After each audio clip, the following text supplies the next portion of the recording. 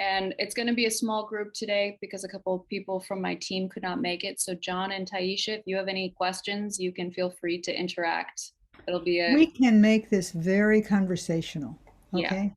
And I have a lot to cover, and I can reverse the order if you want me to do the local stuff first, but it makes sense to talk about the state and the state redistricting and then move on to the local redistricting.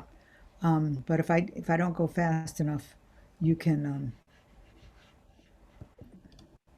come on, go back. What's going on here? All right, Morgan is here. Hello, Morgan.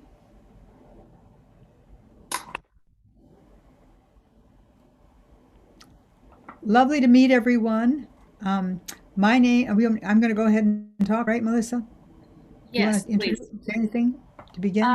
No, this is just a conversation with Fair Districts Georgia.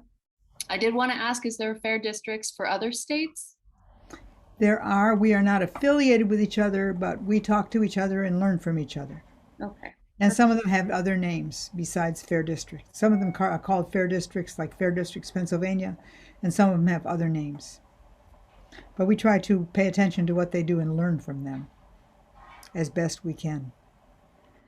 Okay, well, thank you. And I'm happy that you are taking time out of your day to do this. I know that you work with a lot of organizations, but we want personalized information. And so sometimes it's frustrating to have when you're on a call that has nothing to do with you really. So I would appreciate all the information that is particularly relevant to us. Okay. Um, what I wanted to tell you, first of all, I didn't want to go to this slide yet. I want to tell you about me. My name is Mary Lou McCloskey. I am a retired educator. My PhD is not in this area, but I'm of course very, very interested in what's happening in how we are deciding who gets to vote for whom in my state. And that's why I have been on the board and participating actively in Fair Districts Georgia since its inception in 2017. That's when we started our organization. And I've been working on the board primarily in education ever since then, although sometimes I'm doing advocacy and sometimes I'm doing outreach and all kinds of other things as well. I want to make clear right from the beginning that I don't know all the answers and that I'm just trying to learn and just trying to understand what's going on. There are other people in fair districts that understand more about mapping and other and advocacy and other aspects of what's happening, but I'm trying to do my best to be able to share what I've learned about what's happening in Georgia regarding redistricting with the people. And please interrupt me with questions. We have a small group and it's very easy to go at your speed and talk about what you want to talk about. I thank you for the opportunity to come and talk to you. I actually learned a lot from getting ready for this session. We, as a, okay, let me go on. Fair Districts Georgia. We are a nonpartisan organization. We are working to end electoral map rigging in Georgia. Our focus is to fight gerrymandering, which is the practice of drawing legislative and district lines to favor one group over another. Instead, we want fair districts. Everyone gets an equal chance. Every vote counts equally. Our ultimate goal is to reform the process for drawing state and federal electoral maps, to make map drawing fair and transparent, and incorporate community input. The way it stands right now, our state constitution does not prevent gerrymandering. Our Supreme Court has said they don't want to be involved in decisions about gerrymandering. It's up to the states. In a number of states, like 14 states, they have citizen referendum. And these citizen referenda people don't want gerrymandering. They put it out to the people and they say, no gerrymandering, and they've asked their states not to do it anymore. And these are working at various levels of success, but there is progress being made. Georgia is a swing state. You know that. We voted blue in the we voted blue at the national level in elections, and yet our state is pretty much red controlled. And we think that our legislative and congressional districts should reflect the reality of who the people are in Georgia and what they represent. And fair elections require fair voting rights and fair districts, and that's what we're all about. We've been working with some partners this year. One of our big partners has been the Princeton Gerrymandering Project. And this was a great opportunity because what we're finally able to do, and one of the reasons the Supreme Court turned down making decisions about gerrymandering, they said there weren't any standards. So we worked with this organization, Princeton Gerrymandering Project, which has set up some benchmarks to decide what a fair district is.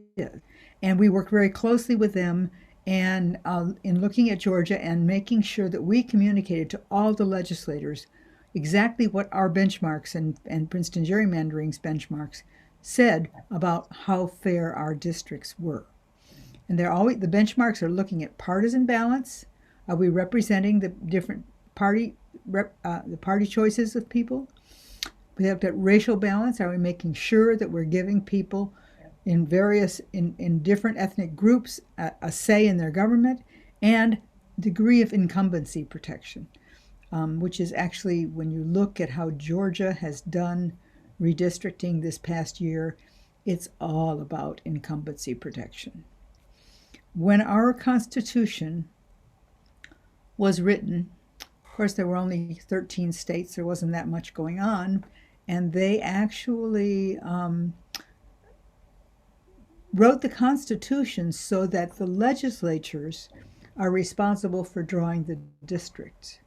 And the way this works is that the fox is guarding the henhouse, because I get to draw the districts that decide whether I get elected or not. And if I want to be reelected, I try to draw the districts to make the safest district for me, to protect my incumbency. And that's really what happened in Georgia this year, and to a great extent. Incumbents were trying to protect their spots and make their elections less competitive. And you'll see in a minute how effective they were at doing that. So Princeton Gerrymandering came up with, I'm sorry, it keeps jumping ahead on me. We're coming up with one here, where they're coming up with measured and graded maps drawn that we rated the maps of the legislature against the benchmarks. And it's really cool how we could do that, and we could do it in really quick time. When they came up with a new map, we would compare it quickly to the benchmarks during the redistricting process. We also tried to educate citizens, legislators, everybody about what it takes to do fair redistricting. In 2021, we were engaging with the legislators, encouraging them to do three things. We wanted them to listen to their constituents, to show their work, to be transparent, and to check their work against standards. They claimed to listen. They held these hearings all over the state, but then they didn't use what they got from the hearings in developing the districts afterwards. They often were not very transparent in their work, and when we checked their work against the standards, they did pay attention to that, which was good.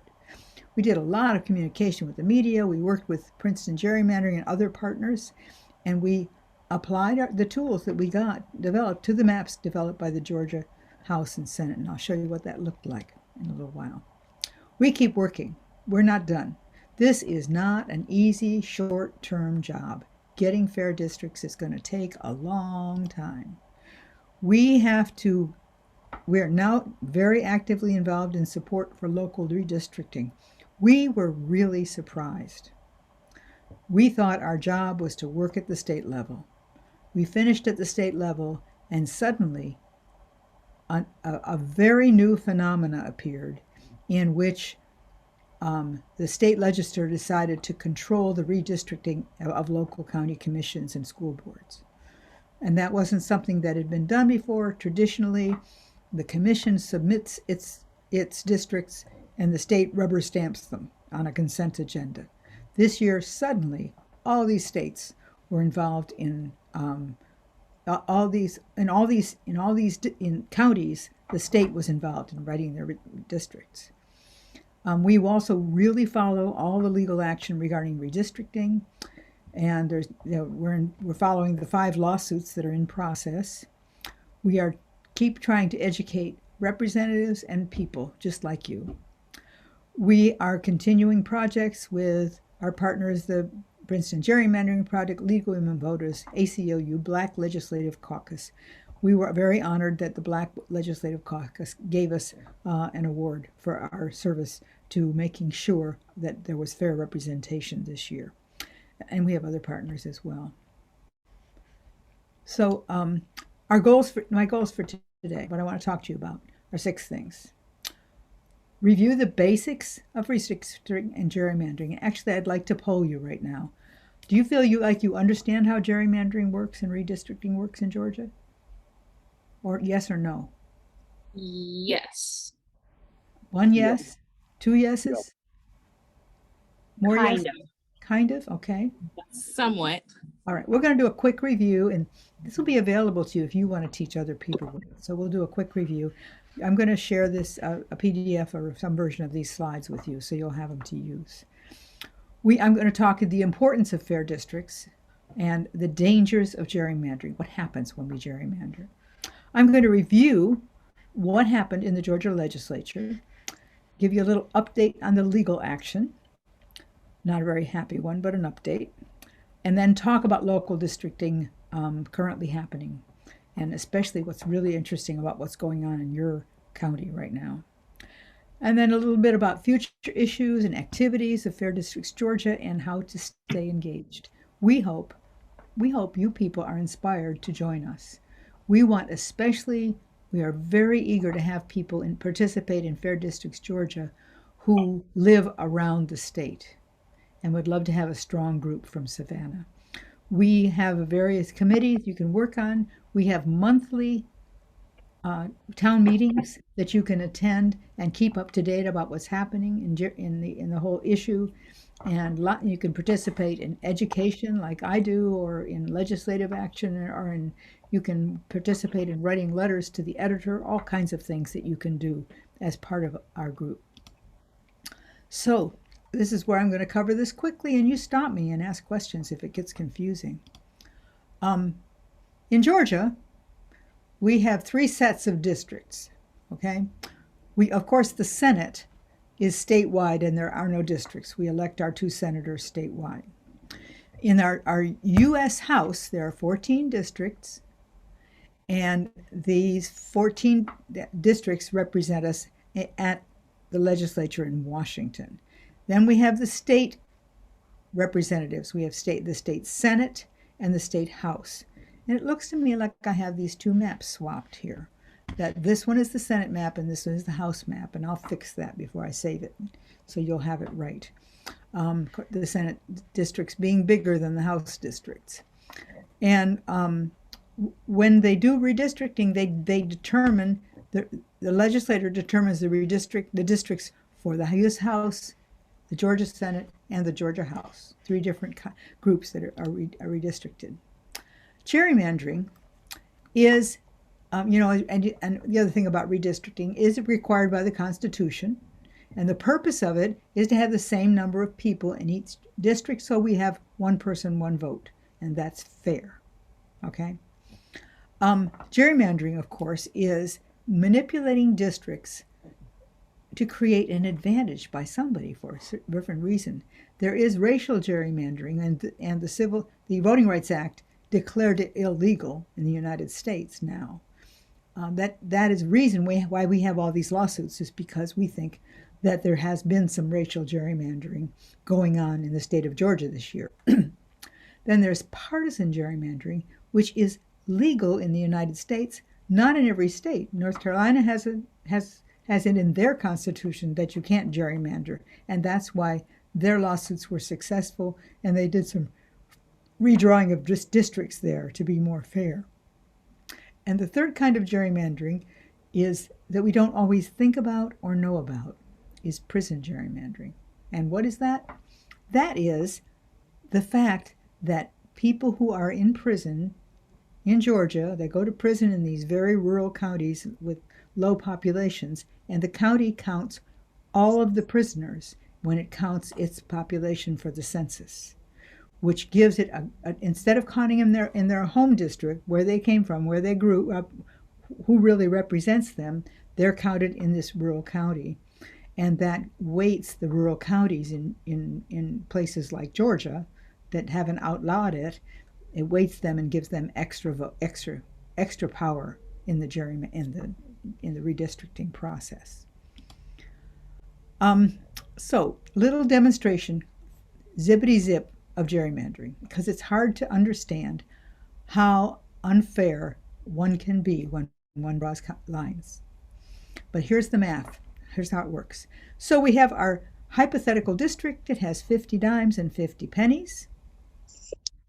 People don't live, of course, in little groups separately like that. They live all mixed up, so we mix up the pennies. And here's our hypothetical state, okay? All mixed up.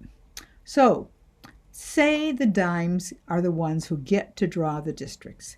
What can they do to give themselves an advantage? Okay, what can they do? First, they pack. They take all the pennies they can and put them into a couple groups. They have power in those districts. They have all the power, but it makes them able to draw the rest of the districts another way. This is called packing. Then they take the rest of the districts and they crack them.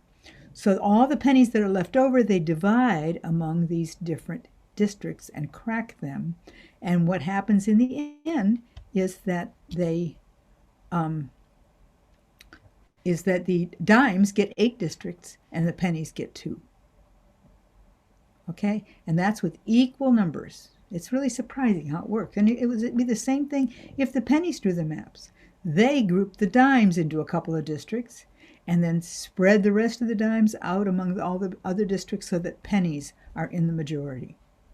And that's basically how gerrymandering works. We get to draw the lines, and you can see that, especially with sophisticated computers, they don't have to look all crazy like those ones that looked like the salamander. They can look pretty normal in terms of shape and compactness, but they can still really be designed to give one party, one group, an advantage over another group. So if you did it randomly, however, it comes out with 3 dimes, 4 pennies, 3 ties.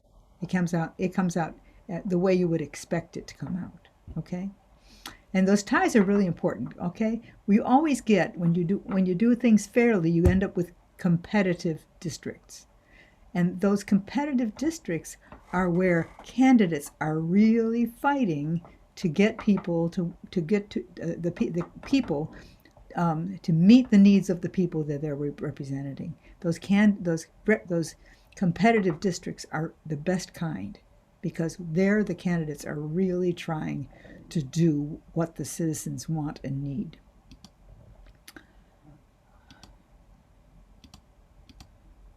Okay, so here's an example of a gerrymander. This was a mid-cycle gerrymander that happened, I think, in 2015. My slide is sticking out here, but most of the time, most states only restrict gerrymandering to every 10 years. The Constitution says you have to redistrict every 10 years. It doesn't say about whether you can do it more often. In Georgia, some states say you can't do it more often. Georgia says you can, and boy, do they do it.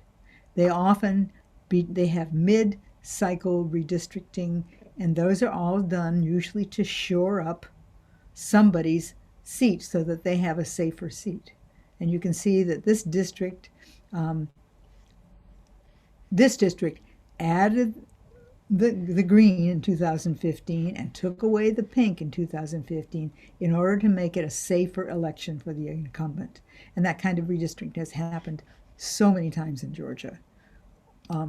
This is actually a little graphic of how many times it's happened in Georgia.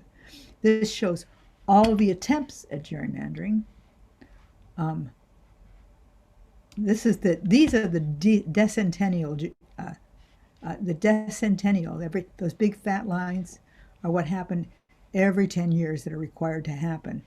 This gray line happened because in the 2001 redistricting, the courts declared it that it was not done fairly, and the courts redrew the lines 2 years later after the lawsuits were settled. This is the and this is the 2010 redistricting, and all these little red lines in between are Republican gerrymanders that happened, and the lines that are long are the successful ones, and the lines that are short are the ones that weren't successful. 6 successful mid-decade adjustments made 64 changes in districts.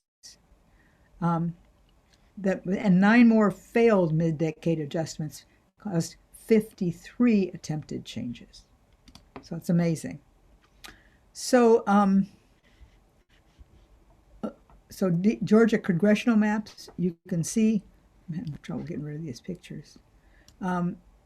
This is the old map that was in effect until 2001, and this is the one that is in effect after 2001.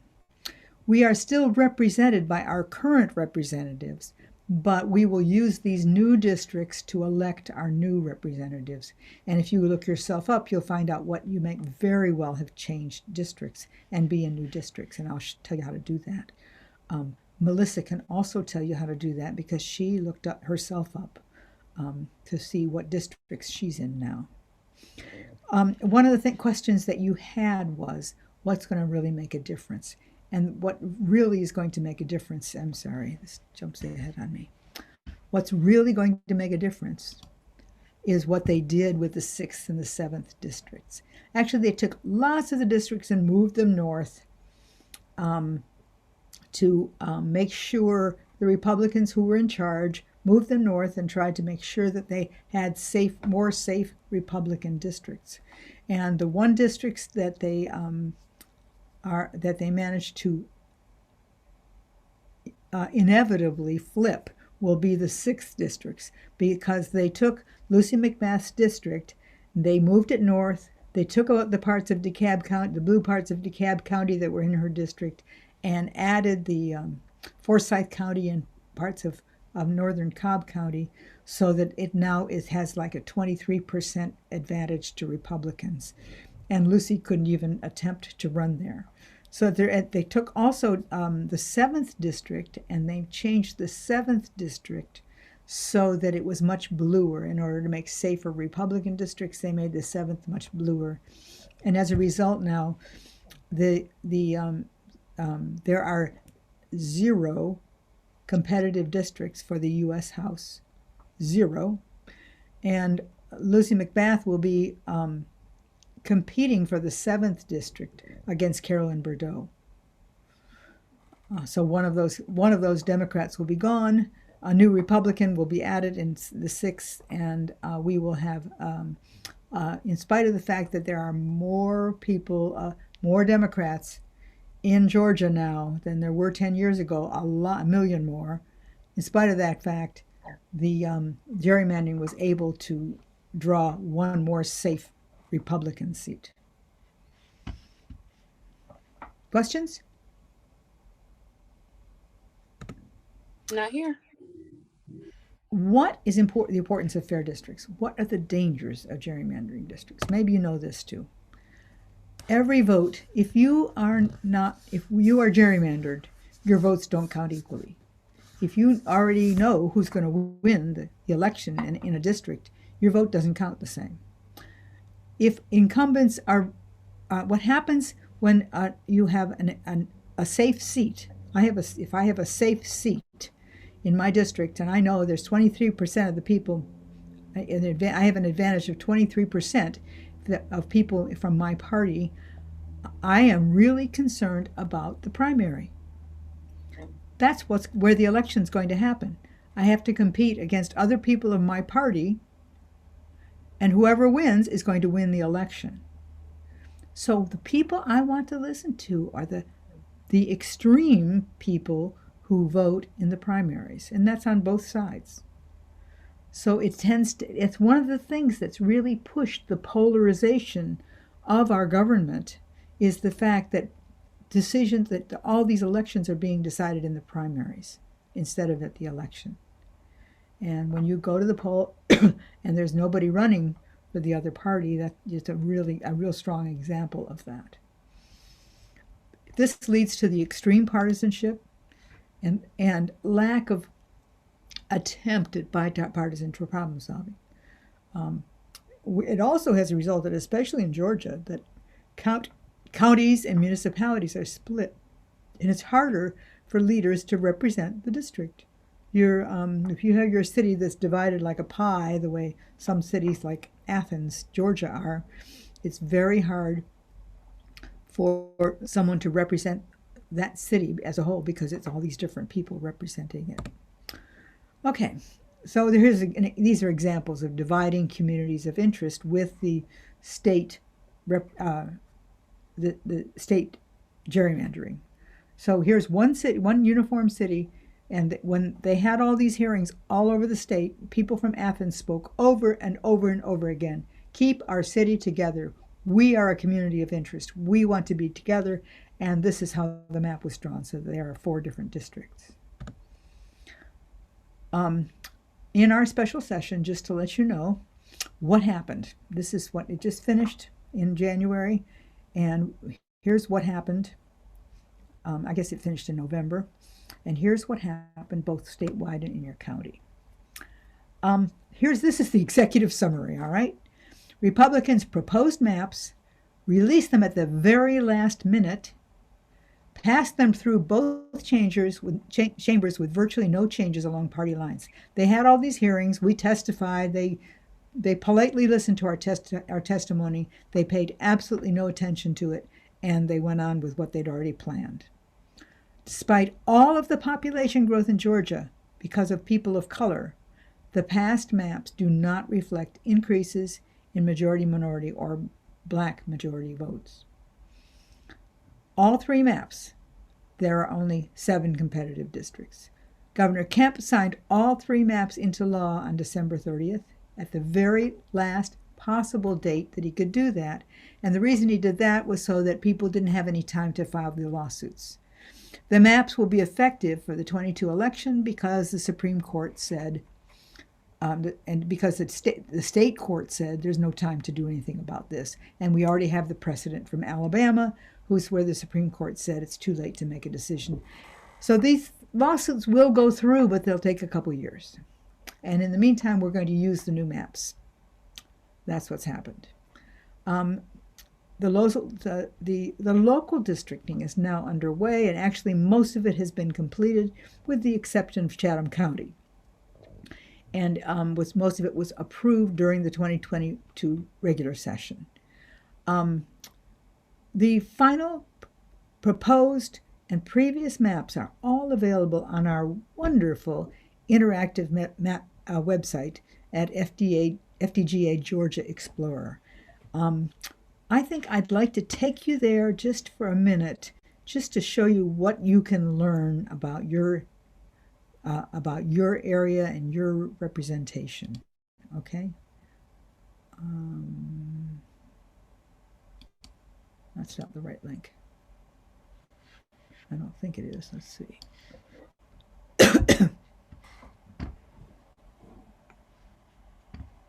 Should be. There we go. Okay. So you go to that. You go to that website. And I've got that in my on my last slide. I've got all the links I'm sharing with you. You open the map, and it's really cool what you can do with it. Would somebody like to give me their address?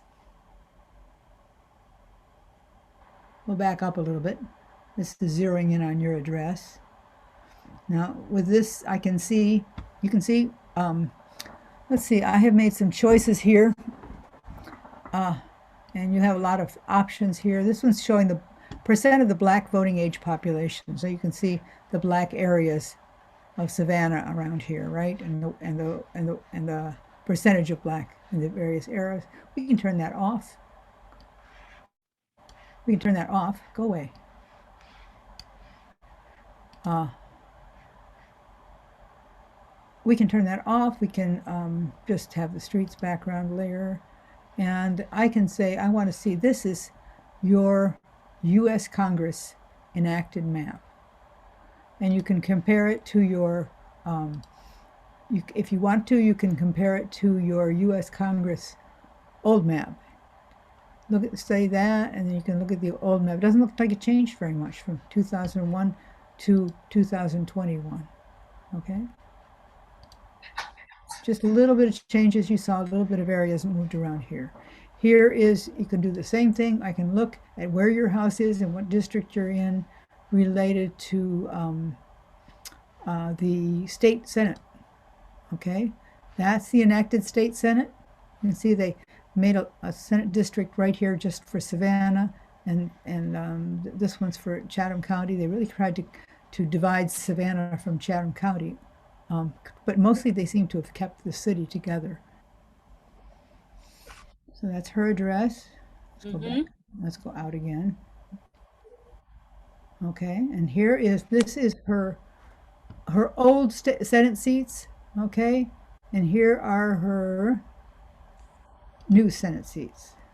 Okay, you can see now she's right on the edge. It looks like you're still in the old district, but very much on the edge of the new one, right? Mm-hmm. So everybody can look at this, and here is your it gives you the Senate District 4 and a little bit about your district. So Wow. Pooler has been put into 2 districts now. Oh, okay. Well, there's a lot of that splitting of cities. Okay. We see the old one again? I'm not sure the reason for this little peninsula, but this was new, that they took this little piece of this district and put it over here. Right? Interesting. I'm not sure why, but I no doubt it has to do with making somebody's Wow. seat safer. Oh, wow. Okay. Yeah. So that's something you can talk to your local people about.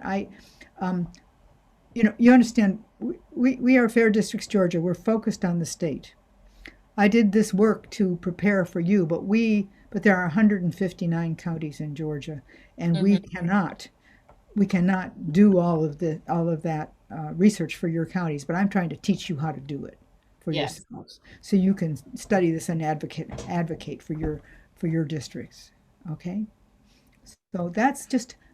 There's some other things you can do with this, which is very interesting. You can look at partisan lean. Okay. So if you look at that, let's see, go back to the new one. Let's see what happens with that little partisan, that little scooped out place. What happened to it? That's still the old one. That's the Congress. Ah, good. That's why it's not there. So it took out some lean Democrat and some lean Republicans and put them into this Republican district. And here they've split this Democrat district here. As I say, I don't know how all these things work, but No, I don't but the know the details. population cooler has gotten a lot more diverse. So I'm I'm not surprised to see it now. Yeah, but this is really useful information. You can also look at Asian voting, Hispanic voting, minority, all minority voting, all those kinds of things about it. You can turn on your county, so you know which county you're talking about, where. Okay, and you know your county geography better than I do, but you can see this is Chatham and this is Savannah, right? It's the same county. Chatham County is Savannah. Savannah's in Chatham County, but they have different Senate districts. Or state Senate or no? Yeah, state Senate. So U.S. Senate statewide. So Tybee is not in District 1? I don't know my geography down there. I don't know where Tybee is. Is this Tybee? Yeah. I don't know what the story about this is. Wait a minute. So now I'm not in District 1? Huh. So like, for example, Savannah is that blue area. I thought I was in District 1. Well, I think there was pieces of it. We can go anyway. I'm not going to do this, okay? Because you all can do this for yourselves. I'm giving you the tool, and you can all study this yourself. You can give this to all your people, and they can look up where they are and what districts they are. There's another way to just find out your district name, which is using the Georgia My Voter page that I showed Melissa how to do. But this one is to get a lot more detail about the area where you live. This isn't in another state, is it? No, This that's is in, no, this is in Senate District 1. I don't know why it's not red or blue. It might be, it might be neither one because it's white. I don't know what the white means. Or I don't know what the story is on the white. Sorry. I'll have to learn some more. There's always stuff I need to learn. Okay? So I'm going to go back to my slides. I just want you to know about that tool. See if I can find my slides.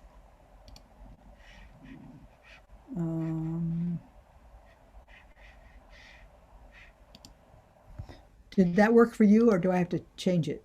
no, we can see it. Okay, he's got the slides. Okay, so anyway, that's the Georgia Explorer. And this is a little bit about how we evaluated the map proposals, which is kind of interesting. This is the draft Senate map, which Princeton Gerrymandering and Fair District Georgia gave a C because it wasn't fair, it wasn't competitive, and it didn't attend to geographic features well. It didn't pay attention to. Okay, it looks at that. That's looking at compact districts and number of counties split. It means geographic features. In the next one, the final map, it turned out like this. There are 9 Republican, 5 Democratic-leaning districts. It was 8 and 6 before. 0 competitive districts.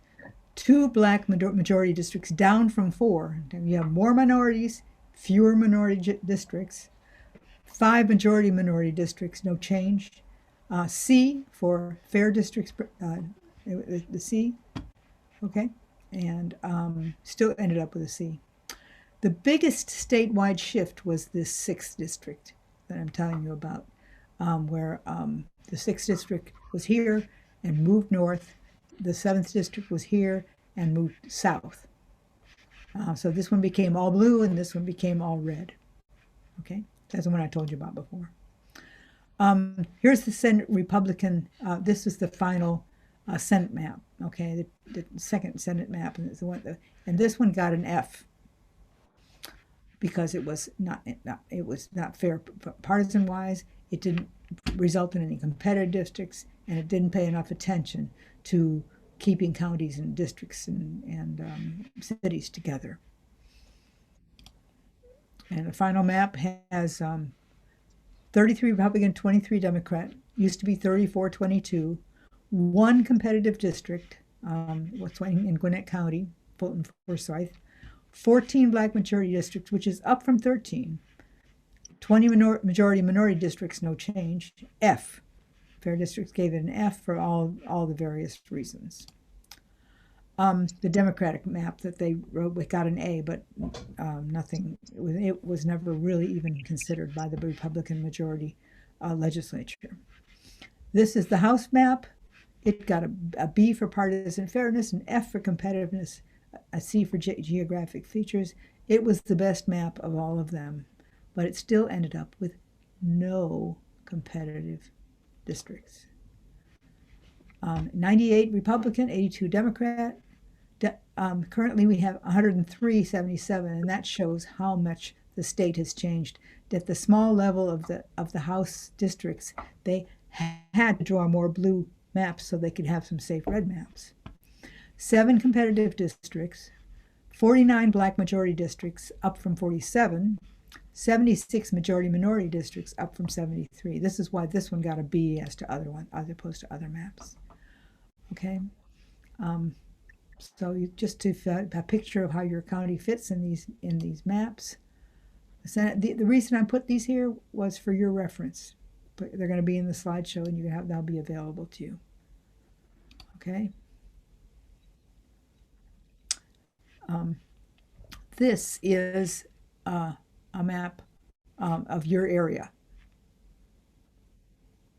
Okay, of your state house districts. Okay, and which ones are where. And you can see the old map and the new map.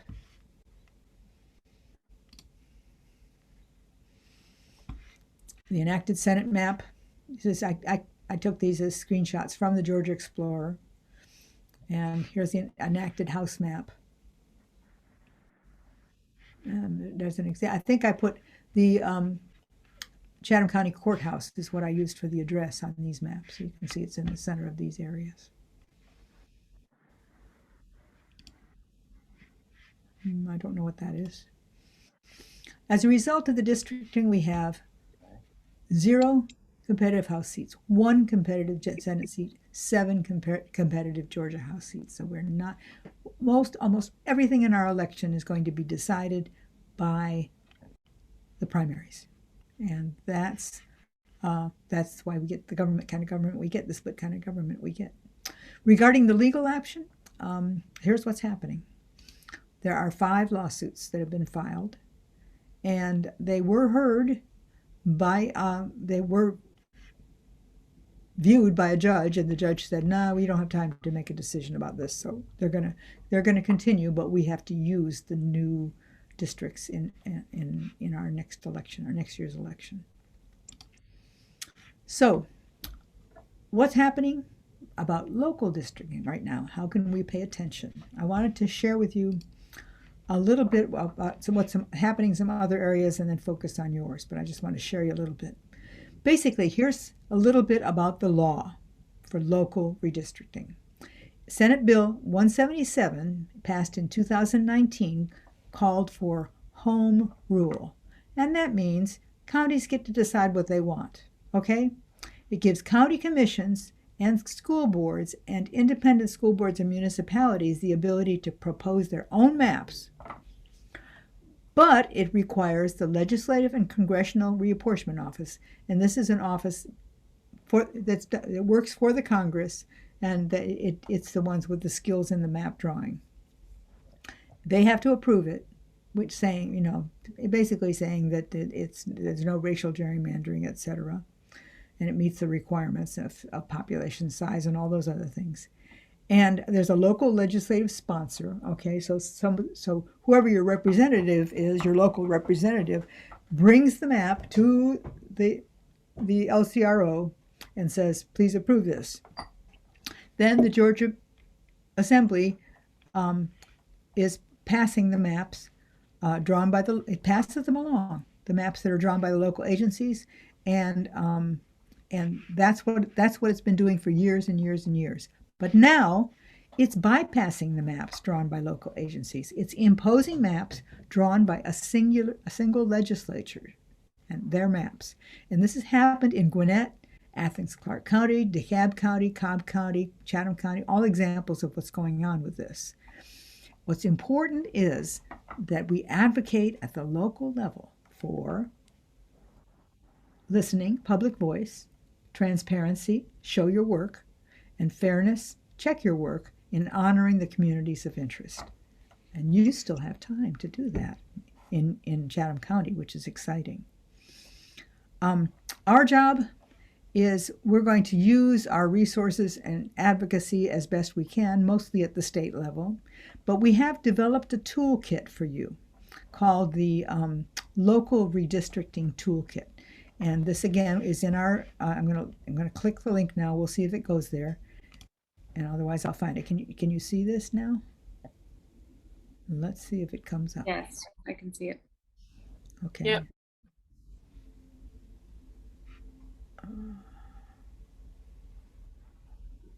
It's slow, I guess, because we got so much going on here. But I mostly want you to see what it's here, but it's very useful because it has all these links to resources that will help you, okay? So here's our local redistricting toolkit, and we have citations of the law, what's happening with the law. We have, that's a little bit, of course, about Fair Districts, Georgia. A little bit of the background and what happens and how it works. More detail about what I told you about the home rule laws and what the general practices have usually been and how things work, just so you know what the processes are. And then there's a link to the Legislative Congressional Redistricting Office has a training session for local governments that are doing redistricting. You can learn all about how it's done. The county commissioners of Georgia have a redistricting toolkit. You can go to theirs. The county home rule and local legislative summary, that's that rule I told you about. You can go there. Some ideas about public engagement, and then some more details about how to give testimony, how to do what all the things that you need to do to stay engaged in this issue. Okay, so these are all resources that are available to you, and lots of really good links, and that's what we have provided for you all. So that's a really useful tool, and we hope it'll help. We're also doing media engagement, trying to keep making noise about redistricting. We're educating everybody. We're amplifying the work of other partners, okay? Like the League of Women Voters is doing a lot of local redistricting work. You might want to connect with the League of Women Voters in your area and see if they have some things to help you. Here's what they did in Gwinnett. They, again, did the same thing. Their old district, this is the one the county drew, and then the state came in and said, no, we want to make a big Republican district up here. Gwinnett has really become a majority-minority county, and because of this political change, the Republicans are in their last stand, and they're trying very hard to hold on to what power they can in these places. Yes. Can you explain quickly, whenever you say majority minority, what exactly that means? A majority minority means people of color are in the majority in the county. So Gwinnett has more people of color than white people. Okay. Okay, and they're starting to elect. Their county commission is starting to be people of color. It's a really interesting county, which has Asians, Latinos, African Americans, all kinds of folks, and they're electing their school board. They're electing their county commissioner, all kinds of people, and there's the white northern part of the county feels like their power is endangered. Athens-Clarke County said, please keep us together. Please keep our city together. And you can see it's been divided into, it was divided before, and they added more divisions than it had before. They were unhappy with the way it had been divided before, and now it's even worse. Chatham.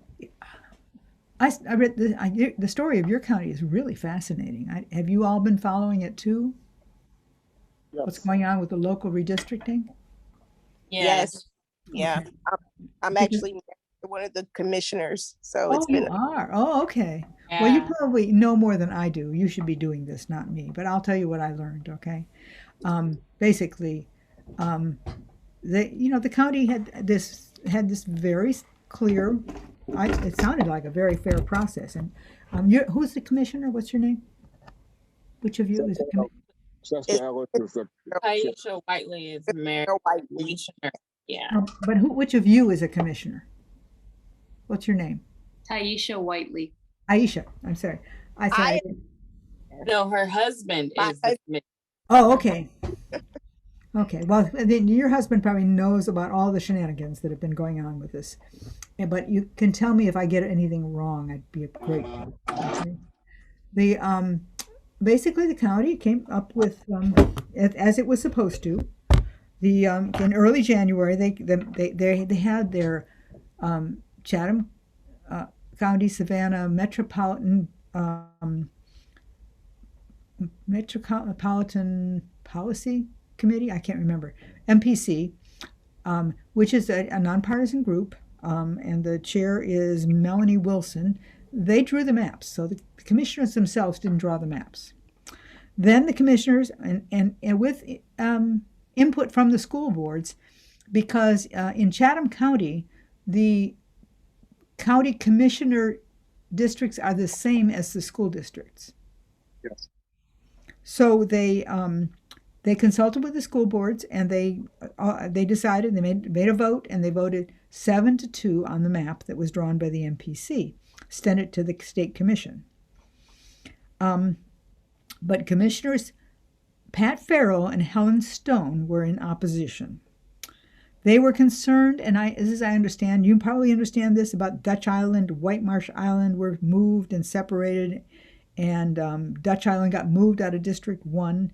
What was going to happen was they were going to, the districts that were drawn to represent the changes in the population weakened a Republican district or two and strengthened 3 Democratic districts. So they objected. And they are, because you are represented at the state legislature by a Republican, these two went to those state legislatures, and the state legislatures whose districts also overlap with these commissioners' districts, Jesse Petrie and Ron Stevens, they took issue with the map, and Jesse Petrie went to the LCRO and said, draw us another map. And Stevens went to and said, make sure you do the right thing in my district. And then they drew this map, and Petrie says, we can do this because your map wasn't unanimous. And because there were some split districts. And apparently the split districts involved something like splitting a gated community from a nearby community that wasn't gated. That's my understanding. So Yes.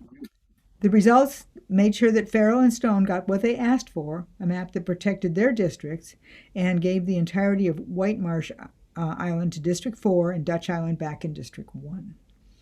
So the commission did not see the map. I mean, the map was finally, Stevens finally sent the map to Chester Ellis, the county commissioner. I think I have this on a timeline. We should be showing you. There's the timeline. To Ellis on the 11th, and he sent it to the wrong email address, so he didn't get it on time. And the commissioners never saw it till the 15th, and then when they did say, they said, no way, this is not what we're going to have. And they missed the deadline for filing it on February 18th, so they didn't meet the deadline for the Chatham Board of Registrars to review the map so that they could get ready for the election and get the ballots ready on time. And because of that, they have postponed doing this redistricting, and they plan to do it sometime in the next session. Now, often that happens, and one has to be really careful and pay attention, because sometimes people do it by surprise and slip it in somewhere when you're not expecting it, and you don't have time to respond to it, just the way they did it this way, by sending it late to the wrong email address so you don't get it on time. Whether that was deliberate or not, I have no idea.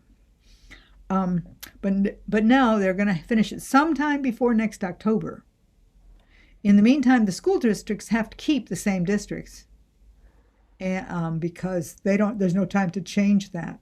So they're going to use the old districts for the school districts, and the county commissioners are not being elected again until 2023. So they are going to their election will be made with new maps drawn sometime before next October. Now tell me what I got wrong. I don't really know. I've just learned all this stuff. I think you did a pretty good job. Yeah, I was gonna say that's how I understood it. Yep. Okay, well, anyway, so it's a mess, but unlike other districts like Gwinnett, where you have to go right to the lawsuits, you have a chance to, you still have a chance to get to influence how the maps are drawn, and that's exciting. Okay, so here's your 2 maps, and again, these are for your reference. I don't understand them as well as you do. This is the one that the county proposed, and this is the one the state proposed. And you know, they take on more weight when you talk about that they're also changing all the school districts. I think this one was minimally changed from before, but I don't really know. You do, and I don't. But anyway, these are here for your reference, and they're going to be available to you. And there's the map. So, not accomplished by the deadline, completed sometime before October, and this gives you a chance to make something. Go to that toolkit and use it and make some difference. Contact your commissioners, and some of you can contact them right at home. At least one of you can, right? And help them to and make sure they stay informed and they keep you informed and let you know what's going on and what you want. Legislators do respond. Legislators do not hear enough from constituents. And when a bunch of constituents come to them, they pay attention. It's sometimes painful, but they will pay attention because they don't want to, the press is very important too. I thought some very well done articles in your newspaper that I based my discussion on. And as I say, I'm not sure if everything's accurate, but I felt like your papers are really responsive and can help you keep up with this and pay attention to this and make friends with those reporters that wrote those articles, because they're going to help you accomplish your goals. There's our toolkit again. Okay.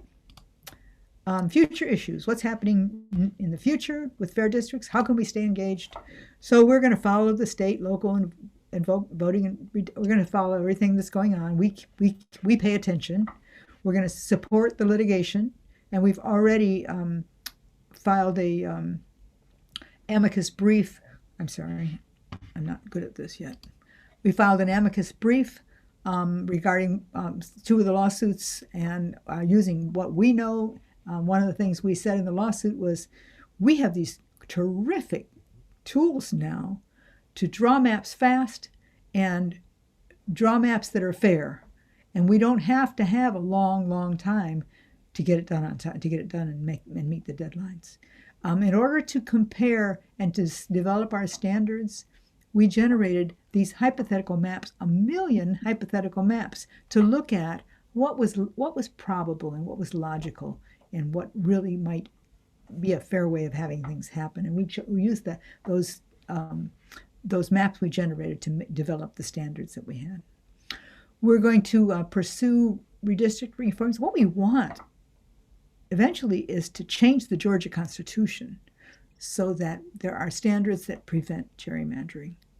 And it's not the way that, and better yet, that are independent commissions that draw the districts so that they're fair.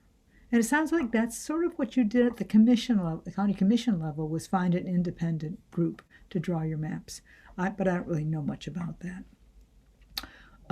We're going to try to mitigate the harm of redistricting and try to organize and get out the vote. We're going to participate in that process because that's what you can do to make up for the problems that were caused. Is we can make sure that people vote and overcome any hurdles that are put to their voting. I have here that you attend the February FDGA town meeting, but it's a little late for that. So I suggest you come to our April town meeting. And what you do to find out about that is to go to fairdistrictsgeorgia.org. You can get on our mailing list. You'll be notified and invited to every one of our town meetings. We have one every month. And it covers a different aspect of what's going on. And they are really well done and bring in really interesting folks that are very knowledgeable of what's happening. So I encourage you to do that. And that's it. These are my resources that I'm offering you and encouraging you to use. And I would love to have any kind of discussion you all would like to have. I'd like to turn off my slides if you don't mind, so I can maybe see you guys if I can figure out how to do it. Okay, where's my, there it is. Okay. Now we can look at each other, right? I'm going to put you on gallery view. All right, I've got everybody. So what are you thinking? What are your questions? What's going on? I don't have any questions. I have a lot to digest. That was fast, wasn't it? But I loved your visuals. For sure, it was very helpful to see the maps, and that application, that tool is awesome. We're going to spread that around for sure. Great. I've been talking to people about I'm a new person in Georgia, and Welcome. yeah, I've only been here several years now, but basically there are starting from the statewide races, which can't be gerrymandered, is where basically I think we should concentrate on trying to get the federal government back in as far as the racial gerrymandering. And I think that probably, I know a couple of organizations that I'm familiar with are doing it. I think Fair Fight is one of them that's probably in with the ACLU that are doing some of the lawsuits. There's a great group called Contest Every Race that has been working very hard to get candidates in every race. So even if it's not competitive, somebody has to try to get elected, so that there will be somebody from each party in every race. And that's another great way to try to begin to make things look a little more bipartisan in the state. It's exciting to be in Georgia now. I think that, well, the first time, I'm probably older than most of the people on this Zoom. Not me. I don't know, maybe. The first time I was in Georgia was in 1968, and they had a governor named Lester Maddox, and he became a millionaire by selling axe handles to beat people of color with. So Georgia is making a lot of changes, and it's really amazing. And I'm just glad that we could all be a part of it. You know, it's exciting. One of the things we're doing also, in addition to making sure everybody votes in the statewide races, is to vote down the ballot. Because, you know, if your county commissioners are the ones that are making these districts, that are making your decisions, that are deciding your school boards, that are making a lot of decisions, or the state house, a lot of decisions about how you live your lives. Yeah. And, you know, even they're deciding where the districts are. So we need to vote all the way down the ballot. And make sure that we are doing our best to increase the competitiveness of these races. To me, it was extremely informative. Like, I hear about redistricting all the time, and you know, what I'm seeing, it seems like it's starting. It's a trend that I just didn't know was a trend.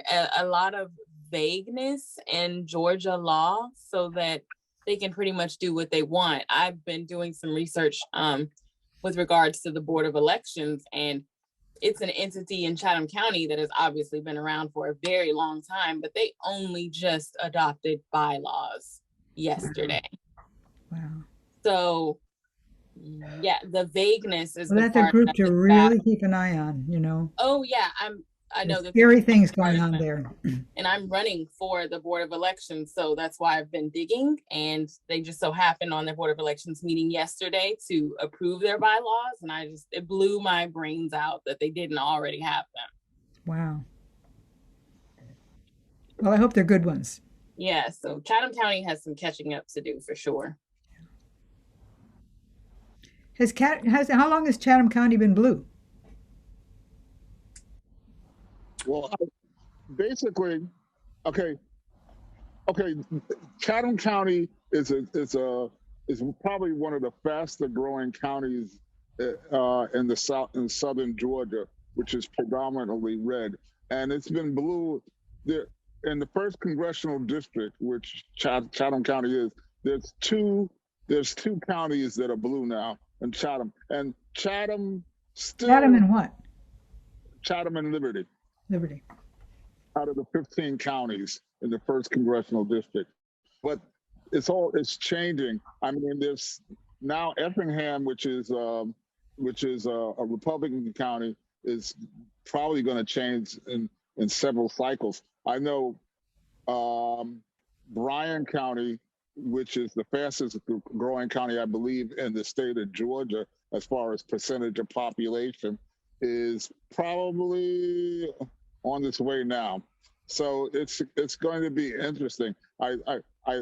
You say that they're having people running all races. I've talked to people that if you're a party affiliated person, they want you to run it, even if there's races that you can't, that you're probably not going to win. And Right. I think it's important. Not only that, after you've run one time, people know you. Yeah. And it makes you have a much better chance the next time, even if you lost. Your name's been out there a lot. Yeah. Thank you. This is Ty. I'm actually running one of those races now. Nonpartisan, but it's for the school board presidency. And so I lost the first go around against an incumbent. And so now this incumbent is not running. And so I think that the name recognition and trying again, if you didn't make it the first time, is very important. Yep. That's great. Good luck, Ty. Good luck Thank to you. So Ty's running, and who else is running? Ty and Trish. Trish. Okay, good. You're running for city council, and Ty's running for the school board. No, I'm running for Board of Elections. Board of Elections. Oh, good. Oh, that's right. Oh, yeah. Great. Great. There's some slippery things that look like they're happening at the local election level, so you want to make sure you have great folks in there. Traditionally, we've always had wonderful people do the elections who really want to make sure everybody gets to vote fairly, and that's all we want. Yeah, I would call myself relatively new to politics. I have a business in Pooler, and that's kind of like what my life was about. But in the last year and a half, John has been scooting me along, and I have learned so much. Taisha's husband, who's a commissioner, is actually my husband's frat brother. And so I talk a lot to him, and it is so eye-opening. It's crazy. Yeah. Boy, there's a lot to learn. I keep learning. I tell you what, it's a lot to learn. So, is anybody interested enough in fair districts? I hope that some of you might come to our town meeting, and if you get more interested, there's jobs for you. There's always be on our list of people we call when we need people to write to a legislator or something like that to be on top of that or action. You guys have my email, so I would like to join the next town hall. Do you want me to? I can send an email to somebody, or you can just go onto our website and request to be on the list. Okay, I can go. Right, that's fine. My email too. Okay. Write your emails in the chat so she can collect them. I haven't opened the chat.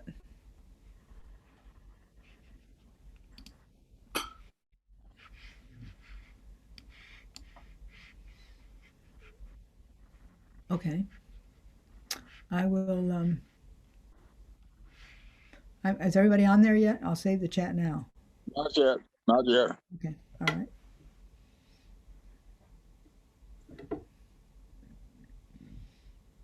Okay, I sent mine. Great, okay. And thank you very much. I think most of it I kind of knew in scattered ways. I think that maybe you given it some of the information that I had a purpose and meaning. So. And if there's any way that we can improve, we keep doing this in new places. And if there's anything that would help you, that was confusing in the way we did it, or it would help you, I would be glad to learn from that. So please send us your feedback. Okay? Will do. You were fun to work with, and I hope we cross paths again. Okay? Absolutely. Thank you. All right. This was fabulous, and I'm going to post this so that both on my website and social medias and YouTube, as John suggested, so that we can, put it out there for everybody. But I'm going to highlight a couple of the clips that I think were really informative. So, great. Yeah. Thank you for inviting me, Melissa. You're welcome. Thank you for coming. Thank you, guys. Okay. Have a good night. Good night. Thank you. Night.